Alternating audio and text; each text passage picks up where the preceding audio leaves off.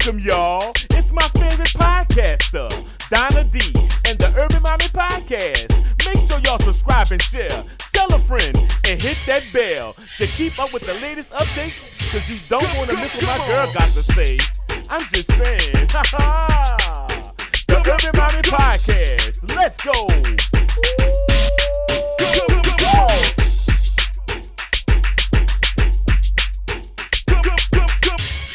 Hello, everybody. This is your girl, Donna D, aka the Urban Mommy, and I am back with another podcast. Today, I have a special guest that is going to delight us. He has a wonderful resume, so much I don't even know where to start. Would you like to introduce yourself? Sure. My name is Dick Wybrow. I was born in Canada. I spent about 35 years in the United States.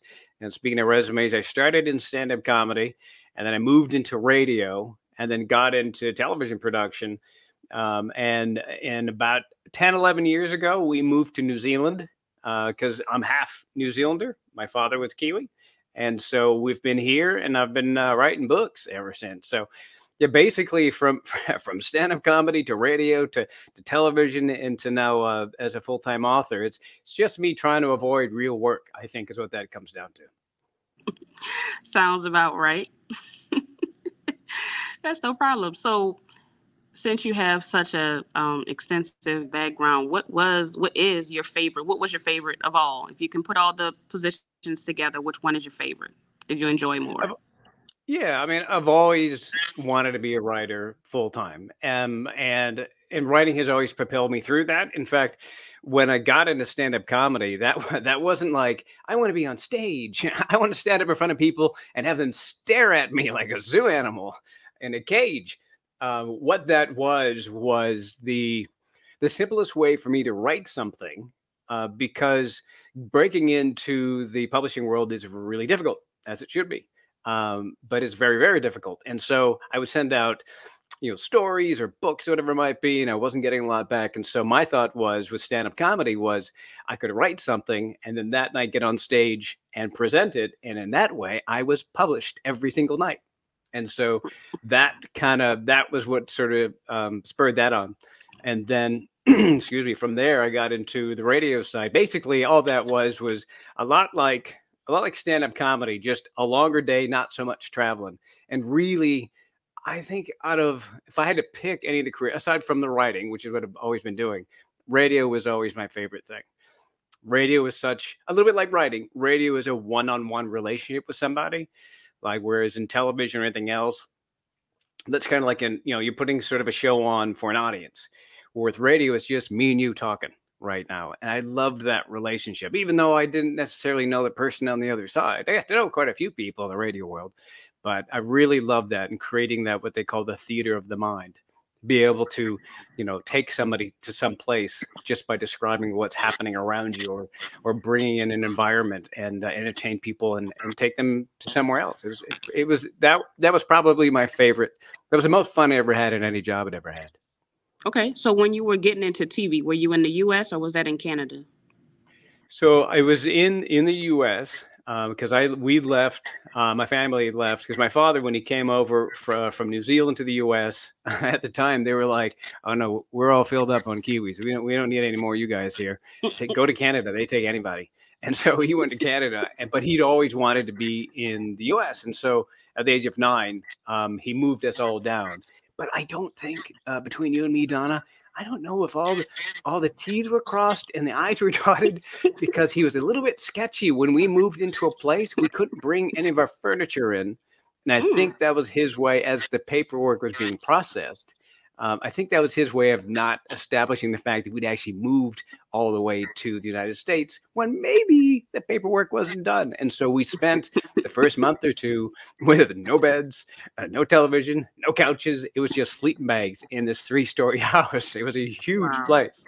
Yeah, so we're camping. When we first got here, we were camping.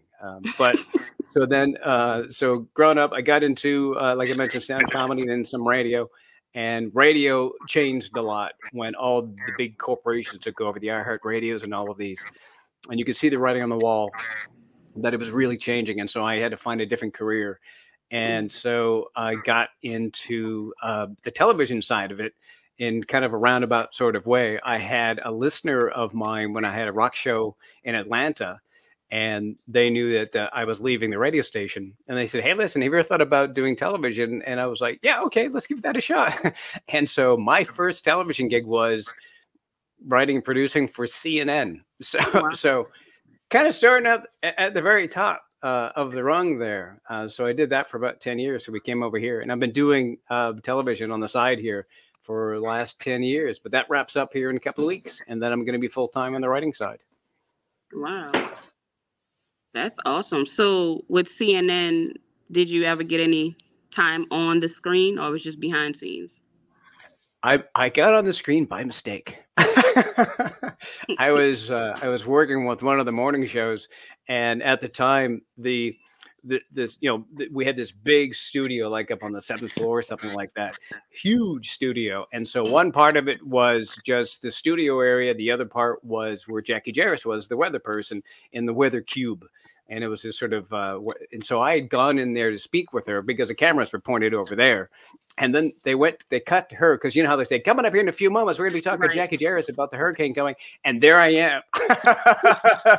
So just kind of like, ah. And I think, very cool. My first time on television, I was like, ah. And something in my head said, if I don't move, they can't see me. That's not true. The television is not a Tyrannosaurus Rex, and everybody saw me. And so that was my debut on television, 162 countries, me going, ah. So inauspicious beginnings in television, but I never had any interest in being on camera. That wasn't, I never actually had any great ambitions on being on mic, but that was my foray, basically my one shot in TV. So that's going to go on my reel. You're real. Okay. Yeah. So it's the writing that you were more interested in. So when you did jokes, did you write your own jokes? Yeah. So yeah, and that was kind of the fun part in a way of doing stand-up. Was it was a chance to go up one night and throw something out and see if it worked, right? It's almost like what we do with films in some way with test audiences. And so you might get a little bit of a laugh here, or even when you're on stage, you're talking to somebody in the crowd, there might be a moment you can pick up a bit of a line or a joke or something. And so that was the fun of that, developing that over time, which is something what you do in regular writing when you're writing novels. You sort of like, you write a first draft and you go through a second draft and third draft and fourth draft, 12th draft, 15th draft, depending on how you do it. But so there's a parallel there. The difference being is you're sort of doing it in real time on stage. And so you would start with a bit that you knew there was something there, and you give it a couple of weeks until it really started to shine, and that would be your A material. And then as you sort of build up your A material into your 3-minute set, your 5-minute set, 10-minute set, 20-minute set, half hour, then you would start to filter in some of the stuff. There's like, there might be something here, and then you're farming in new material all along. But there's guys, one of the last few times I did stand-up comedy in Atlanta, I did it with a guy named Kevin Pollak, who's also an actor. And I asked him, I said, hey, you got any new stuff? And he just laughed. He said, I've been doing the same set for 20 years. He just got to the place where he would just do the exact same set every time. It wasn't dated. And so there are some guys that do that. Jerry Seinfeld's coming to New Zealand here real soon. And my best guess is going to be all the stuff Jerry did probably 20 years ago. So, wow. Yeah. So I know we had the writer's strike and everything here. Did you all have to deal with that in New Zealand? We dealt with it in the sense that on the television show that I'm on, I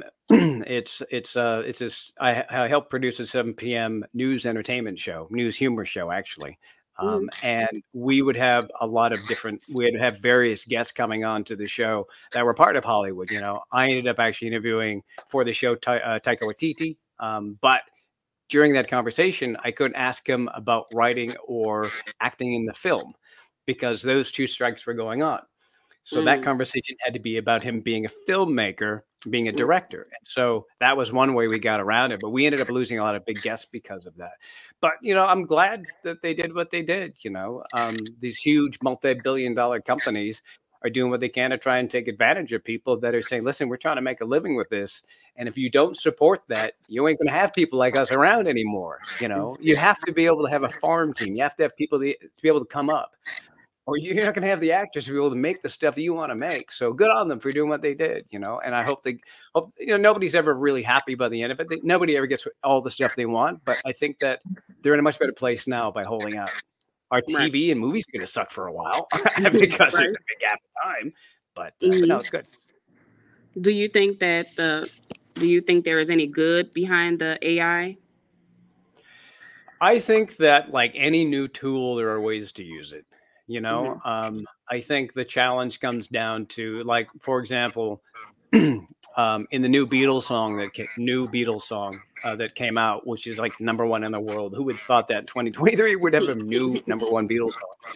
But AI was used, but it wasn't used to like generative voice.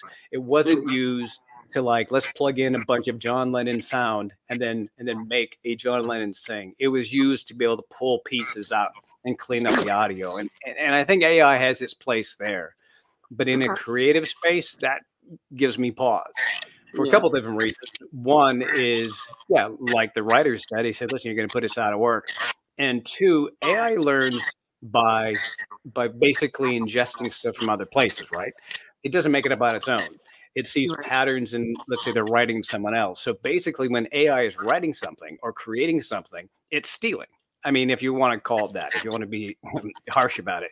So yeah, AI has its particular place, but in the creative zone, I think it can affect jobs. And it's also taking work that other creators have done to do what it does. And I think that's not the best use of that particular technology, but it's here, and we have to see what we can do to keep it wrangled into its little hole if we can. Right. Okay. I also read that you have narcolepsy. I do. Yeah, it was a funny experience how I even discovered that. I've always been tired. And the best way I can describe narcolepsy is basically, it's not even a sleeping disorder. They call it a waking disorder.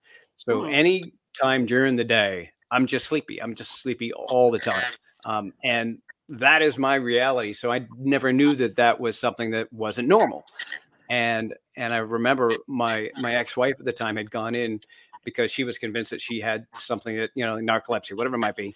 So she went in to go speak with the doctor about having narcolepsy.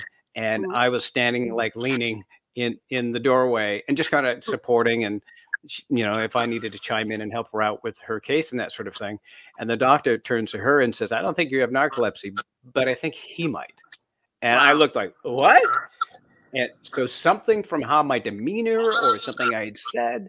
And so at that point, they had me go in the following week, and I had all the little things on my head, and then you sleep, and then they wake you up every couple of hours. But basically, you've got a team of about 3 people watching you sleep, which is a little bit weird. Maybe I should have charged them for that. I think people actually charge people, on Twitch channels to watch people sleep. So, but anyway, so then after that, he said, yeah, sure enough, you have narcolepsy. And that was a good thing for me. For other people, that have things right in their lives, once you sort of know the name of that thing, that what you consider it's a bit of a demon, that thing making me tired, once I knew, oh, that's narcolepsy, I'm not just sleepy or lazy or this sort of thing, all the designs we put on ourselves. Initially, I was probably a bit frustrated by it because it's something that you have for the rest of your life. But then I started to consider, and you try and turn that around a bit if you can, and I realized for me that narcolepsy is a bit of a superpower. Because I try and put it this way, when you're lying down going to sleep, and those few moments right before you're falling asleep, between the wake and the sleep world, your mind starts to wander, and you start to get these ideas saying, that's a really good idea, I should write that down. No, I'll remember that in the morning, and then you don't remember in the morning. So that zone, that creative zone you're in, coming up with those unusual ideas, I'm in that zone most of my day. 80% of the day, I'm sort of in that hazy zone. And I think that's helped me create over the years. And it's, I've written 8 books out of a 9-book series. And then I've just started this series up in August, the new Cane book series, the Wolfware series. And 3rd book comes out in December. And I think it's an unusual story. And I think part of that is because since I have narcolepsy and since I don't have, let's say, the governors on me of being awake all the time, that my mind went, oh yeah, that's a good idea. I'd do that. Where if I had been maybe a little bit more conscious, something in my head would have said that's crazy. Why would you do something like that? But I don't have that. So that's where I ended up creating the story I created. So I see it as a positive when it comes to be able to create stuff. Okay, so you don't just fall asleep. It's just that you're sleepy. Yes, see, it's different for everybody. So there's some people that have the fall asleep. There's some people have the cataplexy, where if they hear a loud noise, they'll actually pass out. When you Google it on or go on to YouTube, there's videos of people that have that. What is it called? For me, cataplexy is part of being a narcoleptic. It's called cataplexy. You take a look at it. It's people, the narcoleptics, some have this, and thank goodness I don't have that. Because I can't imagine being in traffic and somebody blares their horn at me and I'm just and I just go off into a shoulder or something. But mine, I do have times where I'm basically sleeping with my eyes open. Like if I have to go into meetings like for the show, there'll be moments where I'll be just like this, and then suddenly somebody else is talking. I'll go like, how many minutes was I in that fugue state? Right. So I try and keep busy during meetings of playing cards or doodling or something. I have found that when you start to doodle and that people start to look at what you're doodling, so you got to watch what you're doodling because they start to judge you, whatever you're putting there on the page. But no, for the most part, the good part is my narcolepsy is just being tired all the time. And I don't have anything debilitating where I'm doing something and completely pass out. That's interesting because I have to take a sleep study in a couple of days. Oh, great. Yeah, they asked me that I had narcolepsy, and I was like, no, but I didn't even realize that narcolepsy was not just falling asleep. No, and that's great. What tired. Can I ask you what spurred that on? Why did they think you need to do this? Believe it or not, I thought I was sick. I was like, oh my God, something's wrong. I have a sore throat. I went to urgent care and they looked at my throat and she said, oh, but you may have sleep apnea. I was like, why? And then she told me I had a medium to small opening. So I just met with a sleep doctor. So I'm going to go do the sleep study just to see. I'm not sure if I have anything, but those were some of the questions that they asked on there. Like, can I fall asleep? I know somebody who has sleep apnea, and there's a lot of different ways to treat that, and they have like a CPAP machine and stuff like that. And I tell you what, if that is what you have, and you end up doing a CPAP, it might feel a bit uncomfortable. I understand that'll change your life. Really? But I was speaking to somebody even just this past week about it. Her husband has it, and it's night and day for him. And he knows if he doesn't, like if they're going holiday somewhere and they don't bring it by mistake, he can tell. He's like, this is why I wear this thing at night. So fingers crossed for you, because if that ends up being it and they have a bit of a treatment for you, it's going to be great. So good luck. Well, that's good. So growing up, were you always funny? Or when did you decide that you could be a comedian? I think it's I was a shy kid, right? I'm still shy, regardless of how I might seem. I'm quite shy. But when I was a kid, I think part of it was trying to get attention or some sort of affection from my father, that sort of thing. My father was a Kiwi man, Kiwi white boy, and Kiwi white boys do not express themselves. They don't, there's not a lot happening there. And so my version of affection from him was to try and make him laugh, for as much as he tried not to, by the way. And so if I could make him break, that was the sort of love I could get from him. And I think that was something that developed. And then over the years, being because I was a chubby little kid too, and so here I was, coming down to New Jersey from Canada, so baptism by fire.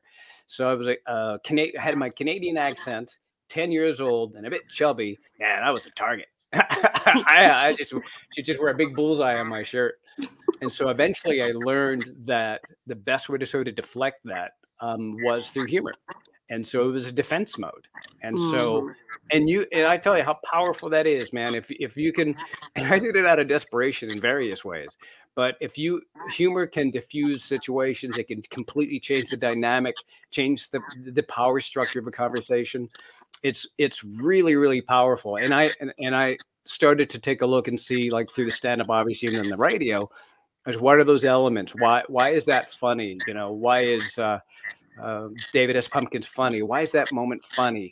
and you try and break stuff apart. And so like anytime I see a stand-up comedy routine or see a comedian talking about what makes something funny, I listen. And so over, 30, 40 years, I really paid attention to that because I really find it so unique, like if you want to make somebody mad, you kill their dog. If you want to make somebody sad, you take their dog away. But you know what I mean? How do you make somebody laugh? How do you know what I mean? How do you make somebody universally find something funny? It's real voodoo, right? And that's what I love about it, because it's sometimes not even something you can put a finger on. You can think of structure or designs and that sort of thing, but to be able to work out comedy and work out how something is funny and it's funny, that's a real kind of magic that it's fun to tap into. And I love it. It's the neatest thing. And it's given me 4 different careers. So happy about that. I can imagine that being a comedian is kind of difficult because, like you said, each crowd is different. Like, how do you know which joke is gonna resonate? Like, if they're uptight, you do get a feel. Yeah. And that's the difference when you're writing something, right? Because you can't make an adjustment. Like if you go in and you start doing material in a routine, and then you notice that folks are laughing at some stuff but not at other stuff, and this is stuff that might be amatirial, so it works, then you start to move your set towards that stuff. Like you can ask any comedian, the worst show that you could possibly do is a late show on a Friday, because people are tired from the long week and they've been drinking since they got off work. So that show is going to get dirty. That's what that's going to happen, because that's what they want to see. But if you do a show on a Wednesday night, it could be a completely different show, and you kind of just read the crowd as you go, and you get that interaction. The writing is more difficult because you get one shot. And so if somebody doesn't dig the story you've put together, doesn't dig the writing, well, then you lost them. Right, close the hopefully, exactly right. So hopefully you get it as right as you can. Okay. Do you have a favorite comedian? Yeah, it changes all the time. And the challenge that I have is there was one comedian I was growing up that I loved. There's one comedian that I loved so much of the time. I memorized all of his albums. And I have seen this individual more than I've seen anybody else live before or since. The problem was that person was Bill Cosby. And so of late, it's harder to tell people like, this was my hero growing up. And I spoke to him for like literally 7 seconds, but he changed my life. I know some horrible things have come out since then, but his storytelling and his way of commanding an audience and creating a moment and a punchline was just magic. And that really was something that turned my head into it, and really got excited about. But I love all comedians, I've been really enjoying being down here in New Zealand, because it's a bit of a different style of comedy in New Zealand and Australia, and then getting more folks coming down from like the UK. So I've been introduced to a whole variety of different comedians, and it's been fun being able to see the style of comedy change over the years. But in the end, what's funny is funny. Okay. Tell me a little about your book, your last series. Yeah. So Cain is, and this comes down to the narcolepsy, right? So the idea behind Cain is I was actually writing another book that was still funny, but a thriller, but it was set in the news world, right? Because I've been in sort of the news comedy world for the last 20 years or so. And there is an adage, there's a saying in news that says, dog bites man, that's not a story, because we expect that. But man bites dog, that's a story, because it's unusual. And so when I was interviewing for the thriller I was writing, all these news people, that adage kept coming up all the time. And it's one of those things that got stuck in my head and started playing on loop in the background somewhere. And so, man bites dog, man bites dog. And so I was like, man, that could be a story. And so that began to percolate in my subconscious.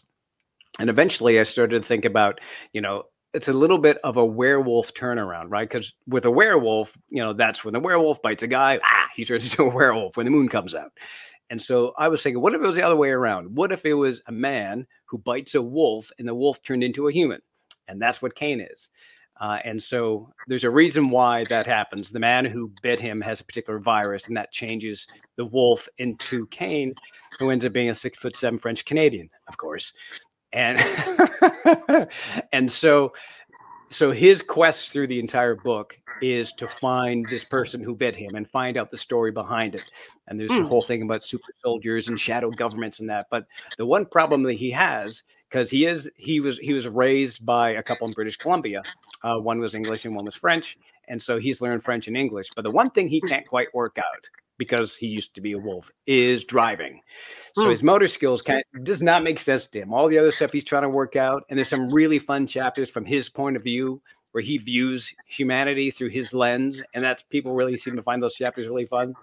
But so he can't drive. And so eventually he ends up having to get this young woman named Imelda, who's maybe a part-time criminal, you know, who's did a bit of getaway driving in the past. And so she is a good driver.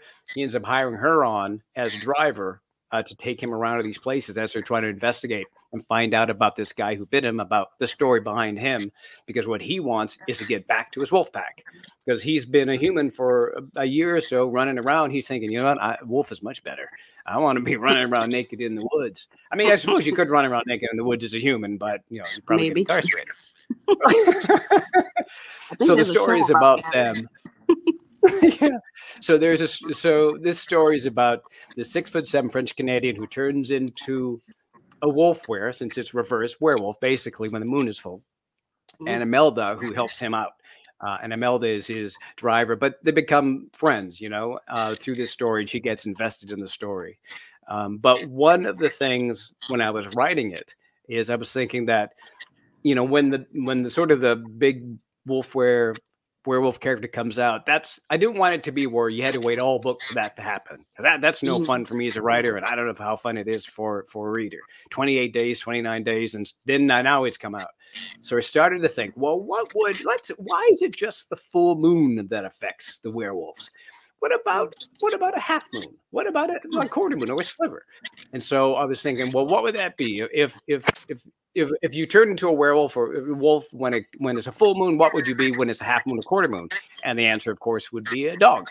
And so when it's a sliver of a moon, he's just a little lap dog. When it's like a half moon, he turns into a pug, which people love the pug, by the way. For 3/4 moon, he might be a Rottweiler. And so through the story, and the times he steps into the moonlight, he transforms into these various dogs until, of course, we get to the full moon. And so that was really fun for me. That was, as a creator, that was a fun idea. And as I said, probably big thanks to Narcolepsy for saying, yeah, that's a good idea. Do that.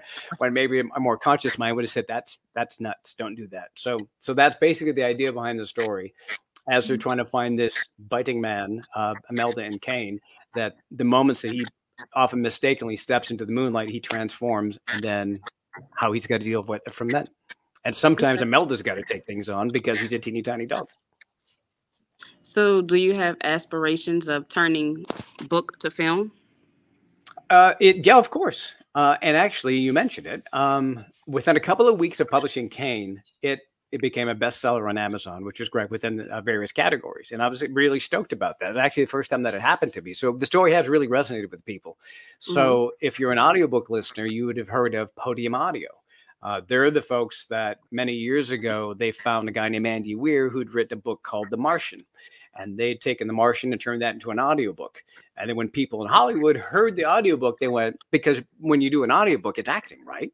And so they could hear what that story might be on the screen, and they turned that into a film with Matt Damon just from a couple of years ago. So so Podium is producing the audiobooks, which I'm stoked about. The first one comes out here. Cain, the very first one, comes out in mid-January. Then the second book, Cain Unleashed, will come out in February. And then right after, Cain Unhinged should be coming out shortly after that. And who knows, there might even be book 4, book 5. We'll see. But yeah, so that would be a path, hopefully, that would take it. Because I think it would be a neat series or a neat film, because I could really see that. I can see it on the screen, because when I write, I see movies in my head as I write. So yeah, I think it'd be great. Do you think you ever, even I know you say you don't want to be on TV, but would you want to play a character in a book? Like in a film or a series? It would be fun to do that, right? Do like an M. Night Shyamalan, or like Alfred Hitchcock. I would love to be, the bank teller guy in the background or something. I don't know if I'd do a speaking role, but that would be fun, because I'd love to be on set. How cool would that be, right? something I created in my home office. It's my garage, my home office in New Zealand, that ends up turning into this world, this physical world around me. I just want to be there. I just want to be in the middle of it, because it was from in my head and turned into set designers and actors and sound designers and catering. Right. and I would love to be in the middle of that scene one way or another. And so any way that they would take me, I'd take it in a heartbeat. Okay. That would be really nice. Do you have a That favorite would be character in the book? It'd be Kane. I think a lot of people love. I mean, I love Imelda, because all characters you write are some portion of your own head. Like in the other series I was writing, the main character was like an ex-DJ, and so that's me, right? I mean, that was pretty simple. But Imelda is like a 25-year-old young Hispanic woman and a part-time criminal. Kane is a 6'7" French Canadian who used to be a wolf. So even though those couldn't be any farther away from who I am, they do resonate in some part of your head. And I had the great fortune of knowing some brilliant, lovely, wonderful Latina ladies. And I've taken sort of put them all together, Jenny and Carminia and all that. And so they're basically what turned into Imelda. And so I love Imelda, but Kane, everyone seems to just love Kane. And I think part of it is because the way he views us, through that really honest lens of interpreting how humans interact with each other. And he's sort of, in a bit of a funny way, the way he's interpreting stuff that doesn't make sense. And as a wolf, he also is lying makes no sense to wolves, right? I mean, that there's no lying in the wolf world, in the animal world. That's a very human trait, unfortunately. Right. And so he'll go into, like, if he goes into a convenience store somewhere or a gas station, and the woman says, what's your story? He's like, I am wolf. He just flat out says it. So constantly Imelda's going to be like, he's French Canadian. Don't bother him. He doesn't know what he's saying. Right. So yeah, he's a fun character. I love all the characters, but Kane's probably the most fun. Do you have one that you dislike? Gregor, Tech Sergeant Gregor. You can't help but dislike him. But, I find that with any villain, any bad guy, because Tech Sergeant Gregor is somebody that's hunting him, basically. They're competing to find the biting man, and in the end, it turns out that he's actually chasing after Kane as well. He's just a real jerk. But I always find with my villains that they can't be two-dimensional, right? They can't just be twirling their mustaches, planning evil plans. You need a bit more with them. Not necessarily to where you are sympathetic or even empathetic, but having an idea of why they are the way they are. And so I was able to develop that a little bit more in books 2 and 3. And that was a real sort of fun journey, to be able to, as I'm saying, not trying to make a villain likable, but to where somebody goes like, well, I can see why you're Give them a story. Yeah, I give them a bit of a story, but not overly so. I've never been a fan when I'm reading something where if someone's going to do, page upon page of backstory in that. I just give enough to where you can fill in some of the blanks. And I think that can be a lot more powerful than just going ahead and info dumping on somebody, all the bits and pieces. When you start writing a book, do you know the end or does it just happen? So there's 2 different types of writers, and people call them different things. But basically you have a plotter, and then you have a pantser, or what some people call discovery writers. And so a plotter is somebody like, there's an old science fiction writer, I always use an example, Isaac Asimov. And he would sit down and he knew what each chapter did. He knew what each character would say. He knew the beats all through it. And he would sit down and do his day from 9 to 5 and just write those out like it was a day job and put some brilliant books together. For my part, when I go into stories, I have a sort of idea, usually have kind of an idea. Like with Kane, I knew the beginnings and I knew the characters. And once I get the characters, those characters speak to me and start telling me the story. And when you really get your characters down, I know how nuts this sounds. I promise you how flaky this sounds. And I hear them. They talk to me and they tell me what's happening next. And I just basically transcribe what they're saying or doing. And so that is so delightful for me. But like in this very last book, when I started the most recent one, I've just sent to my editors, book 3, I started writing it, and to be honest, I kind of didn't know where it was going, and so I had to trust my characters to tell me where it was going, and they did. That can be nerve-wracking. You're like, oh my god, I don't know what I'm doing. You have that imposter syndrome, as people call, like I'm no good, I'm terrible at this. But then eventually the characters started to fill me in and throw in bits and pieces, and then usually when I'm writing like that, about a third way through the book, I can step back and go, okay, where am I going with this? Have a bit of an idea, some plot points, and I hit those marks and I go. But it's like this, it's never a straight line. I may have a design on this is how it's going to end, because I tell you what, this book, I was writing the last couple of chapters, and something just like an old character came in from another series came in and was like, yeah, I want to get in on this. I swear to you, I know how crazy it sounds, I promise. But he was like, I want to get in on this. And so a character from I shouldn't say too much, but a character from another series has entered into this series. And I was surprised as anybody else when that happened. It was just really neat. But it fit. That's the thing. The subconscious is so fascinating. The human brain is so fascinating because it made total sense that he'd be there. And so, yeah, I'll be excited to see when people start. And actually, you're the first person I've told that to.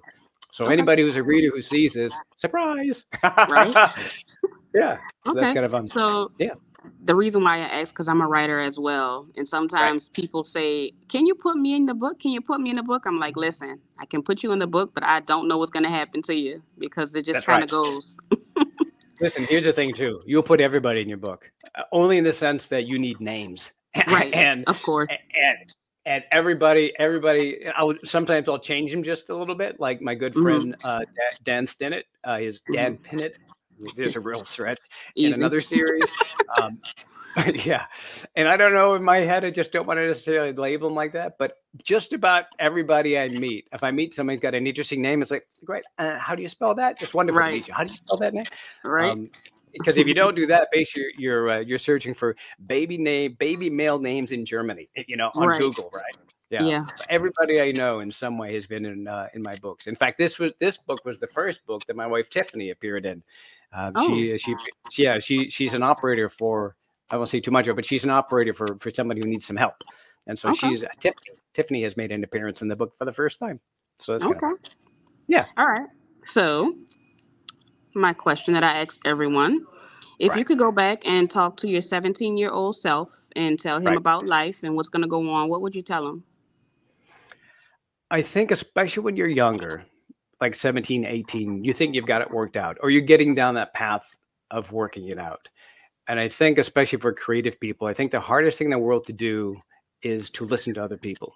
And I would say to my 17-year-old self, you get so much more from what somebody else has to say. Like if you're in a conversation, like a new conversation with somebody, you just want to sometimes don't wait for their lips to stop moving so that you can get your thing in. Listen to what they're saying, respond to what they're saying, be invested in what they're saying.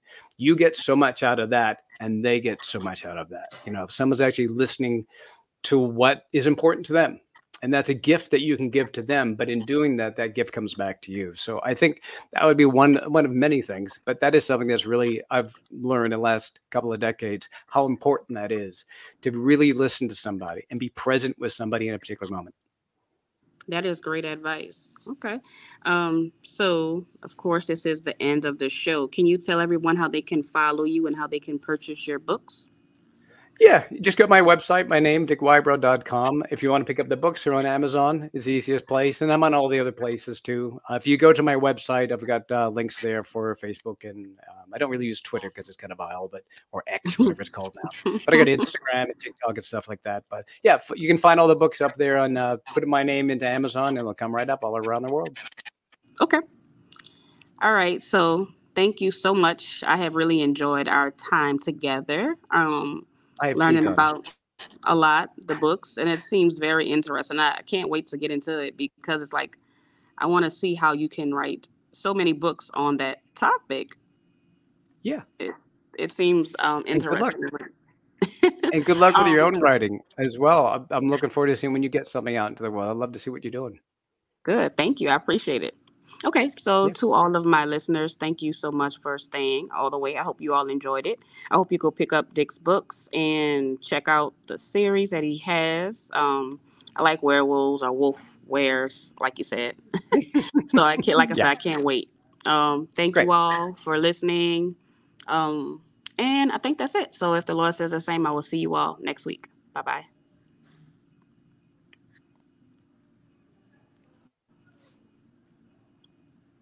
I'm coming.